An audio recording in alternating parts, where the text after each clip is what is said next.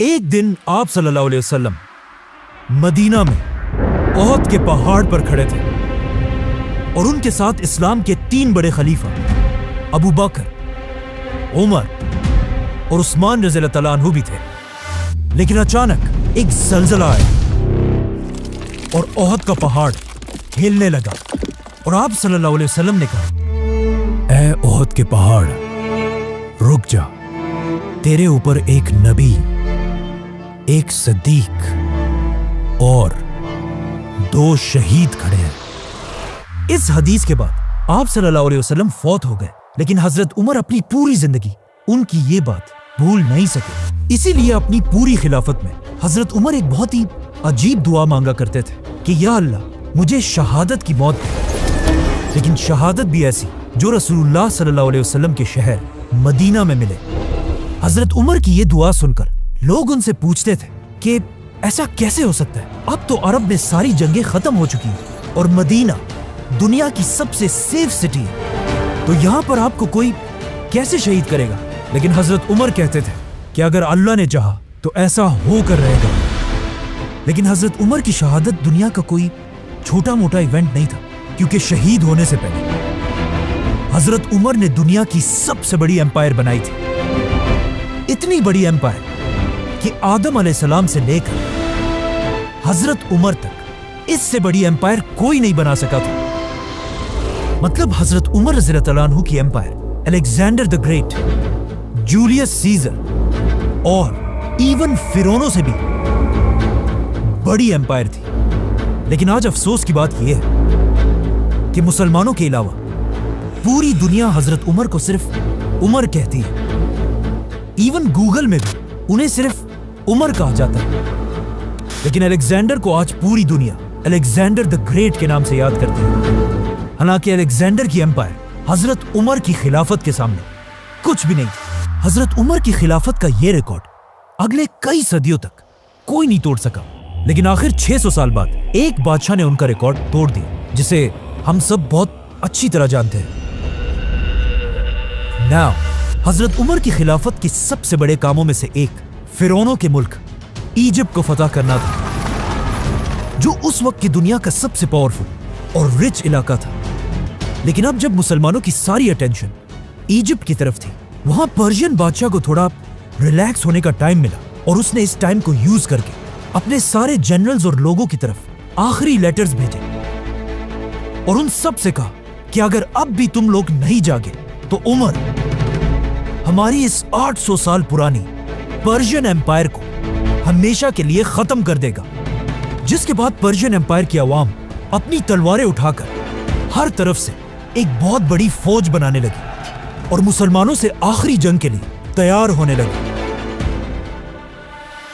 اب جب مدینہ میں خلیفہ عمر رضی اللہ تعالیٰ عنہ کو اس بات کا پتہ چلا تو انہوں نے فیصلہ کیا کہ وہ مسلمانوں کی پوری فوج کو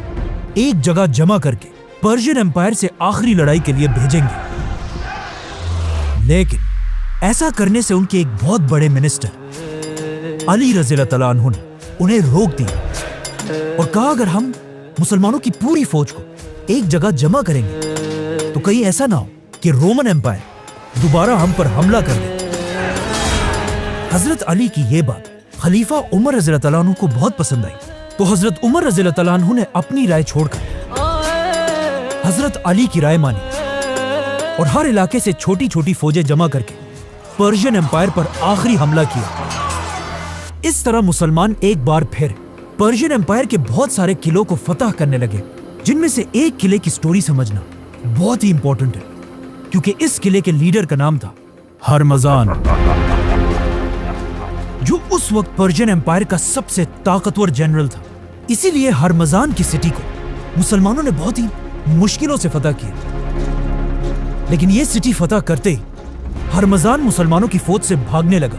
اور مسلمان اس کا پیچھا کرنے لگے۔ بھاگتے بھاگتے ہرمزان اپنی سٹی کے سب سے لمبی بلڈنگ پر چڑھ کر زور زور سے چیخنے لگا کہ میرے پاس 100 تیریں ہیں اور ان 100 تیروں سے میں ایک ایک مسلمان کو چن چن کے ماروں گا، لیکن میری ایک شرط ہے، اگر مسلمان مجھ سے یہ وعدہ کرے کہ وہ مجھے عمر بن خطاب کے پاس لے کر جائیں گے تو میں سرنڈر کرنے کے لیے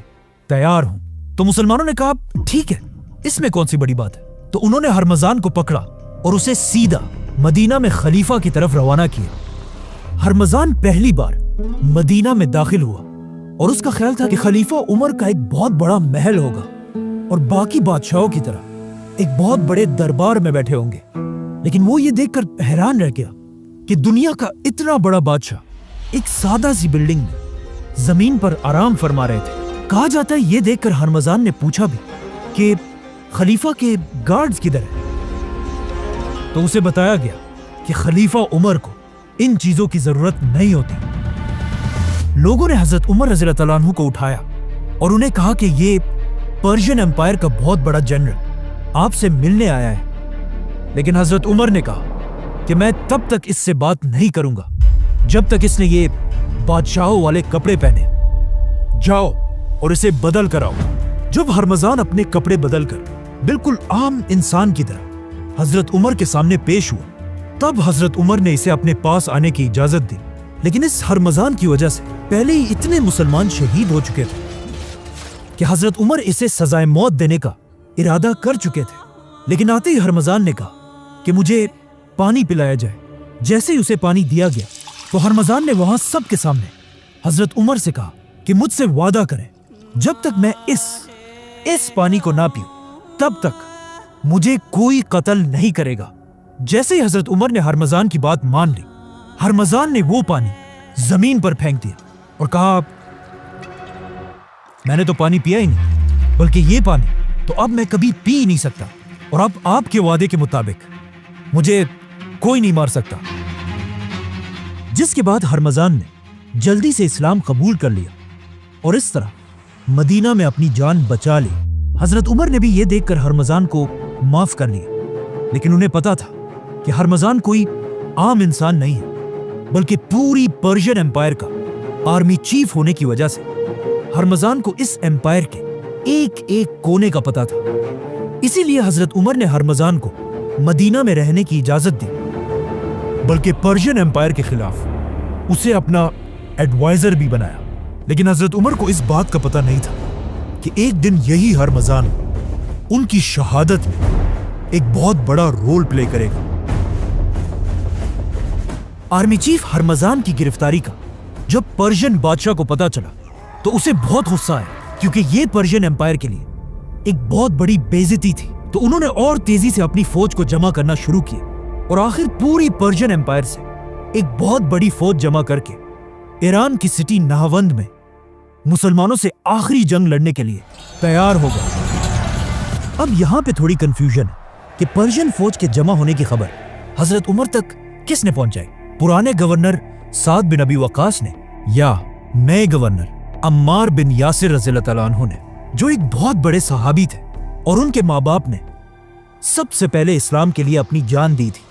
حضرت عمر کو جب اس کا پتہ چلا تو انہوں نے اپنے سارے منسٹرز کی ایک میٹنگ بلائی اور ان سے پوچھا کہ ہمیں کیا کرنا چاہیے، جس پر حضرت عثمان نے انہیں مشورہ دیا کہ آپ کو خود ایک بہت بڑی فوج لے کر پرشین بادشاہ سے لڑنے کے لیے جانا چاہیے۔ لیکن حضرت علی نے کہا کہ نہیں، خلیفہ کو مدینہ میں رہ کر کسی اور کو بھیجنا چاہیے۔ تو حضرت عمر نے ایک بار پھر حضرت علی رضی اللہ تعالیٰ عنہ کی رائے کو پسند کیا اور 30,000 کی بڑی فوج جمع کر کے اسے پرشین امپائر سے آخری جنگ کے لیے روانہ کیا، جس کے بعد نہاوند میں اسلام اور پرشینز کی آخری بہت بڑی جنگ ہوئی اور آخر بہت مشکلوں سے مسلمان یہ جنگ جیت گئے۔ لیکن یہ جنگ اتنی خطرناک تھی کہ یرموک اور قادسیہ کے بعد سب سے زیادہ لوگ اس جنگ میں مارے گئے تھے اور مسلمانوں کے جنرل نعمان بن مقرن بھی اسی جنگ میں شہید ہوئے تھے۔ مسلمان یہ جنگ جیت تو گئے، لیکن اس جنگ کے بعد مسلمانوں کی تاریخ ہمیشہ کے لیے بدل گئی، کیونکہ مسلمانوں نے اس جنگ میں ایک ایسا آدمی گرفتار کیا جس کا نام تھا فیروز، اور جس نے آگے جا کر جنگ کے بعد عربوں نے اس کا نام ابو لولوا رکھا اور یہ مغیرہ بن شعبہ کا غلام بنا۔ لیکن فیروز باقی سارے غلاموں سے بہت ہی ڈیفرنٹ تھا، کیونکہ یہ اس زمانے کا ایک قابل لوہار تھا، جسے دیکھ کر ابو لولوا کا ماسٹر مغیرہ بن شعبہ اسے مسلمانوں کے کیپٹل مدینہ لے کر آیا